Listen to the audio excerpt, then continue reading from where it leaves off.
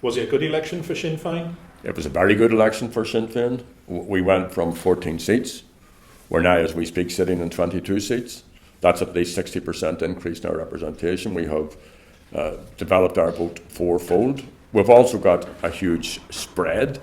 There are very few regions in the state that there aren't Sinn Féin TDs elected, and if they weren't elected this time, they sure are going to be elected the next time if they continue with the work that they're doing. So we're going to go back with an increased team, but also, and this is hugely important, with a team of very high calibre, with more women than before, with a mixture of older people and a whole new cohort of younger people. So, I heard the Labour General Secretary saying that they had lost some good comrades.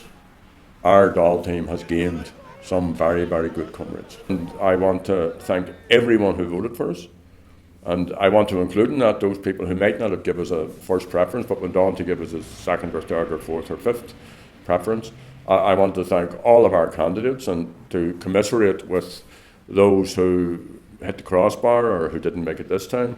The record is, and this was clear from some of those who did make it this time, they missed it the last time. They stuck at it, they regathered themselves, they kept moving forward, they were consistent and they were strategic. So we have a brilliant team of Teachta Dála going back into Leinster House, an enlarged team, but also a team of very, very high calibre. Well, we had two clear objectives going into the election. One was to get rid of this bad government, and the other one was to prove to people that there was an alternative of which we could be a part. On the first objective, we succeeded, but beyond our widest expectations. The government was really rejected, and its policies were rejected. Now, that isn't just down to us, the fact that people suffered for the last 5 years, and decent people who may not have suffered themselves didn't want the continuation of hospital trolleys and no public services and homelessness and all of those horror stories that everybody knows from a family member or a neighbour or some member of your own community. So we can take some succour out of that. Did we persuade people that there were enough people within Sinn Féin and within the broad right to change constituency? It doesn't appear that we did. There are still some seats to be toddied up, and we'll have to wait and see exactly how all of that plays out. So there's work to be done. I see this as a very much work in progress, but we can be very, very proud of the fact that we're now sitting, and there may be another one or two people elected, but we're certainly sitting on no less than 22 Teachta Dála going back into Leinster House, and whatever would be the consequent number of Shanadori.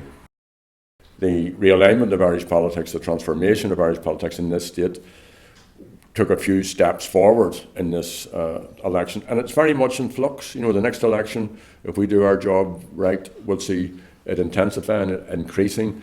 The domination of the two main parties is clearly finished. What we now need to do is to organise and get cohesion into the alternative view of how society should be ordered. In the last term, we did support the government on some issues. It wasn't very often because they didn't do the decent thing very often, but mostly we were a critical voice.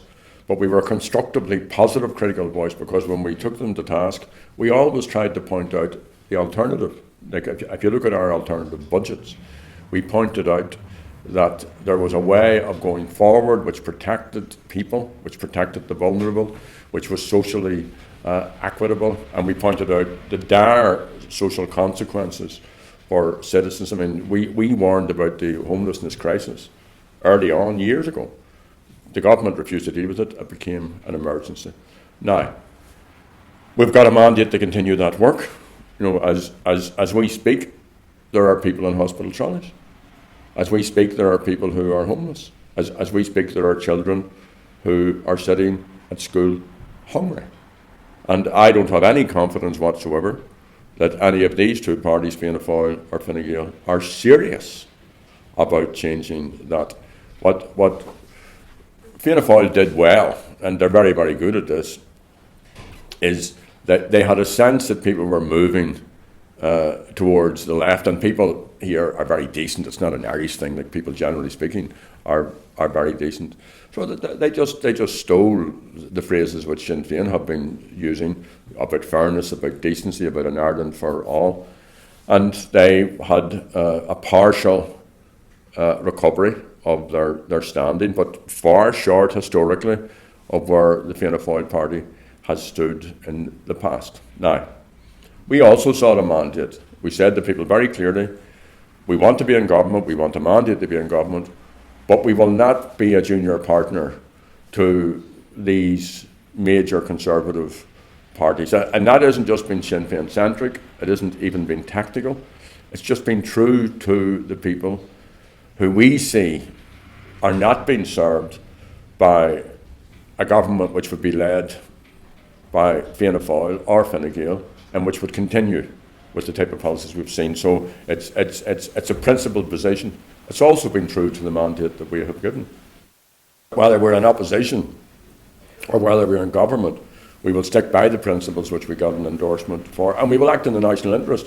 I mean, I hear this term national interest being peddled about the place, as if it was in the national interest that we have a housing emergency, if it was in the national interest that we continue to perpetuate a crisis in our hospital and health systems, or that poverty should be in some way tolerated. That is not in the national interest. And what's in the national interest is to continue the work, which, as I've said earlier, was advanced in this election, to continue that, advance it in the next election, keep moving forward, keep persuading more people that not only is this the right thing, and I think we've succeeded. I mean, there will be people who will have voted for Fianna Fáil, or even for Fine Gael, who want decency, who want decent public services, who want to see the island and the people of the island united. So that's out there. The vast majority of people want that. Our responsibility is not even to persuade them that we can afford it, because we clearly can afford it, and I think we did persuade people in the course of that election campaign that this was affordable. I mean, it was us who hold the coalition below the waterline when we showed how they had fiddled with the books and presented 2 billion, which they didn't even have. So they were trying to bribe one section and fool another section of the electorate, and people didn't buy into that. People were more sensible about all of these issues. So it isn't that we need to persuade people that there's a better way to do it, because people believe that. It isn't that we need to persuade people that we can afford it, because people believe that as well.